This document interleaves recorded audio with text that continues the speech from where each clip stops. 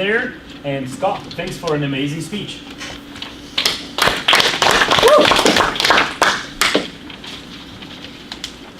Shit, wrong speech. Guys, tonight's my last speech as club president. Which, continue. See, that's the thing, is that tonight's the last time that you guys have to clap for me. It's the last time that you need to pretend to laugh at my jokes. It's gonna be fun. Ready? All right. So I wanted to talk about Christmas. But hold on, I forgot my script at home. I need a crystal ball. Marcus, let me see your head. Okay, yeah. Okay, so next week, next Friday, I'm going to be flying home to Pennsylvania and celebrating Christmas with my family. And we have some strange Christmas traditions in my family that make the holiday a lot more fun. And I wanted to share some of them with you tonight.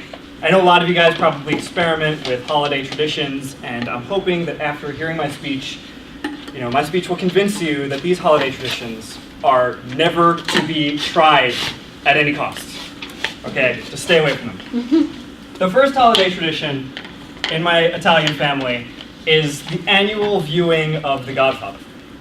And don't get me wrong, The Godfather, it's an awesome movie, but best viewed maybe not in the mixed bag of guests and activities that Christmas provide.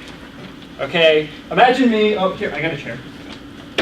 On the sofa, just sitting down, trying to enjoy the movie. We got Luca Brasi, he's a mole, he's trying to gain the Salazzo family's trust so he can be a mole for the Corleone family. And what happens?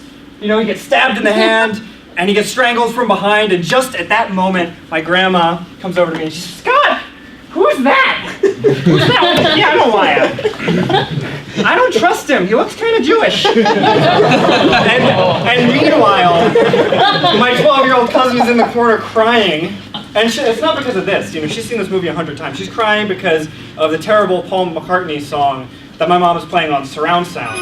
Simply having a wonderful Christmas time. No one's having a wonderful Christmas time, Paul. All right? I'm hoping that somebody strangles me with a piano wire, all right? So don't watch The Godfather at Christmas time. It's terrible. The next Christmas tradition that we do every year is we play a white elephant gift exchange around midnight on Christmas Eve. You know the game. We all gather the presents in the center of the table, and you can grab a present from the table, or you can steal it from somebody else, right? This guy knows what I'm talking about. Anyway, so we do a white elephant gift exchange around midnight on Christmas Eve, but we don't call it white elephant. We call it Chinese Christmas. I don't know, I thought that's what the game was called when I was growing up. But then when I got to high school, I realized all the other kids were playing white elephant and I was playing Chinese Christmas. Questionable.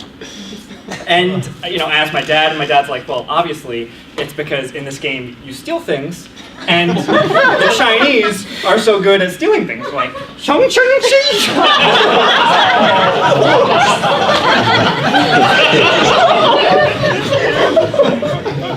So, normally I can just overlook these comments from my father, but this year I'm bringing my girlfriend home for Christmas. My Chinese girlfriend. And you can understand my dilemma. She's gonna steal all my Christmas presents! And then, finally, we have one more weird Christmas tradition in my family, and it's the strangest and by far the oldest. The Christmas tradition dates back to 1992, and the story goes that my whole family was gathered around the Christmas table celebrating Christmas, and back then my whole family included my great-grandmother, Granny Mama, and she was a mean old lady, like just terribly mean. She spent the entire evening just being absolutely awful to everybody, and at the end of the night, when it was time to go home, it turned out she had lost her scarf. She couldn't find it. So my family, being the good-natured people that we are, they tore apart the whole house looking for her scarf. Spent like half an hour just trying to find this old lady's scarf. But eventually they couldn't find it, and my Uncle Anthony takes off his own scarf and he says, "Here, Mom, take mine." And she puts it on, and she looks at him, And then she looks at everybody else.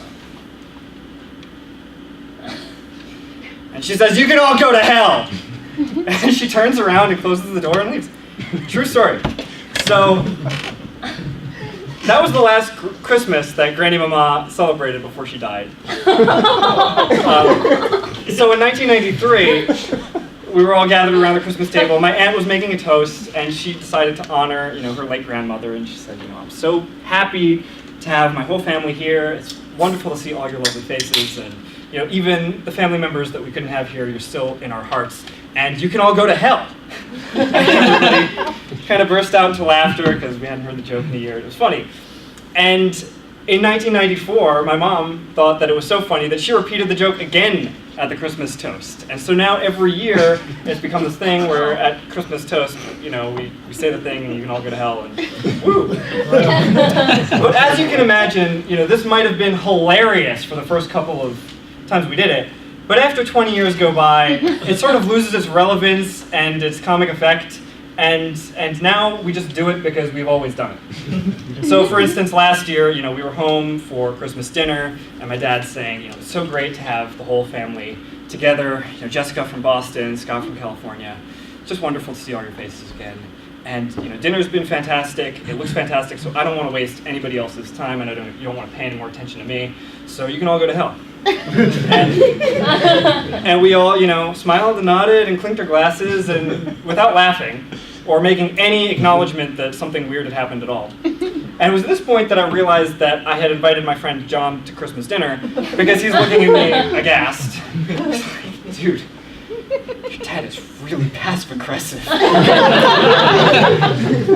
I'm like, "Yeah, well, he just really hates Christmas." Thank you. Wonderful Christmas time, Scott Brown. Scott Brown, wonderful Christmas time. Now the following speaker, I'm excited about, because he's one funny guy. We've heard some funny speeches by him, and I'm pretty sure this one's going to be no different.